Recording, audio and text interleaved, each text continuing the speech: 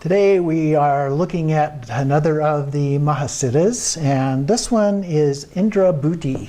Now, Indrabhuti is a name that you may have heard, not a real well-known individual, and in fact, it's not actually an individual. There are a number of Indrabhutis, and so there's some confusion. In fact, scholars believe that some of the stories that have come down for Indrabhuti are a combination of facts from these different historical figures.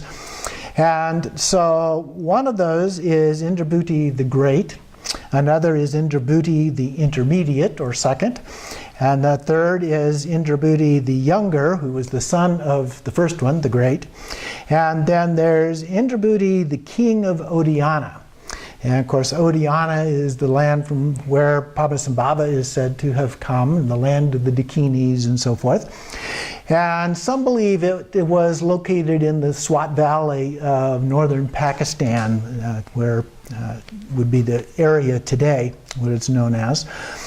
And so he would have been the adoptive father of Padmasambhava. If you remember the story of Padmasambhava, that he's being born on the lake on a lotus and so forth, and he was adopted by the king. This is Indrabhuti is the king there. So that's part of where you may have heard that story before. And so he is also said to have been the first recipient of the Mahayoga, the generation stage yoga practices of Tantra, and also is responsible for the transmission of Anuyoga, which is the completion stage practices of Tantra. So there's some strong links there. The Nyingma tradition believed that he taught himself, that he was known as the receiver of the book that fell from the sky. And then some sources relate also to the development of Tantra associated with the Oddiyana and the land of the Dakinis and so forth. But the reality is we don't know a great deal about him historically. There's just not a whole lot of information there. But let's go on to our story. So Oddiyana, the land of the Dakinis, was divided into two kingdoms. The king of Indrabhuti, and known as Sambola, and King Jalindra, and he was the head of Lankapuri.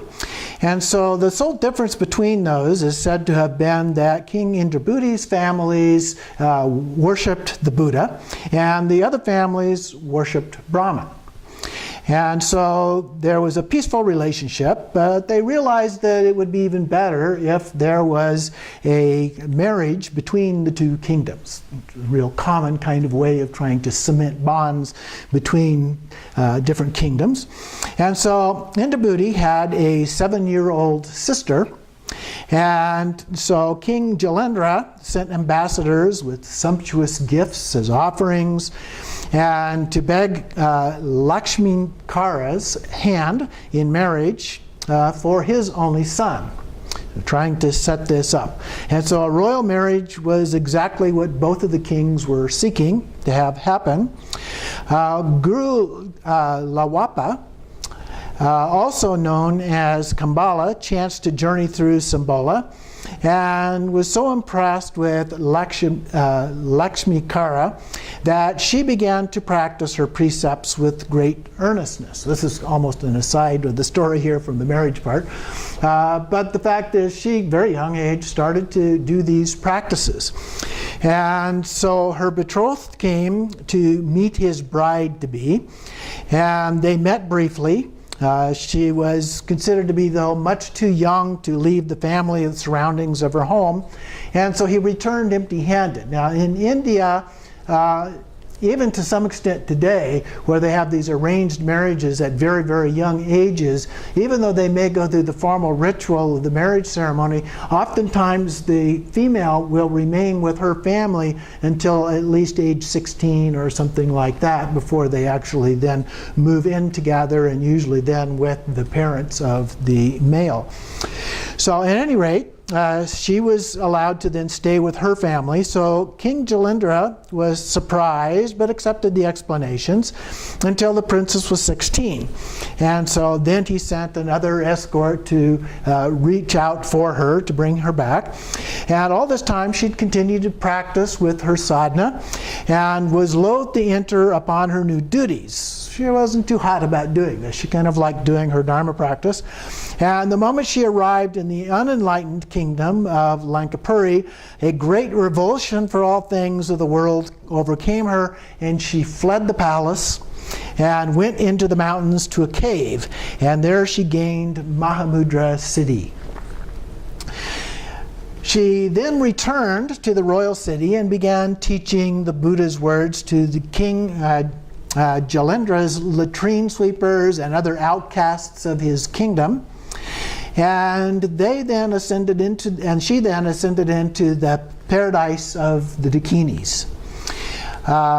We'll come back to her later as she became also her own Mahasiddha. So then when the young bride had first arrived, her outrageous behavior scandalized the court. You weren't supposed to go out and associate with these lower class individuals. And so they sent messages to King Indrabhuti, her father. However, Indrabhuti's response was as surprising as was Lakshminkara's, for the news that Kankapuri had filled him with a sense of inadequacy that bordered on shame.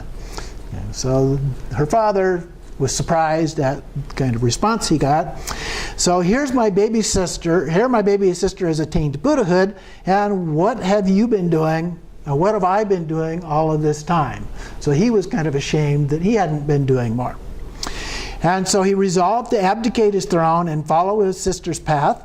After the coronation of his son, Indrabhuti retired from the world and went to live in a small palace where he practiced the sadhana for 12 years and secretly gained Mahamudra Siddhi himself.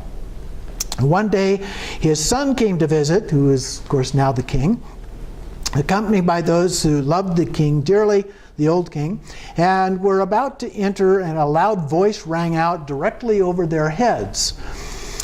Astonished to see Indrabhuti floating in the air above them and seated on a magnificent throne, they were all happy as if they themselves had just reached the first level of the Bodhisattva's path.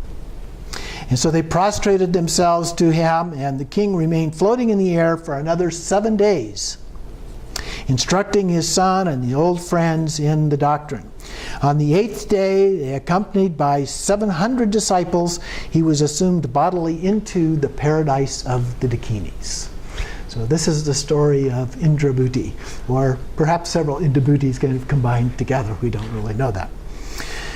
But again, it's a story indicating how somebody in a royal position had decided that there was something greater than the kind of benefits that one receives in that kind of a position, just as Buddha himself did by rejecting his position as a prince and future king and going out on his own to seek enlightenment.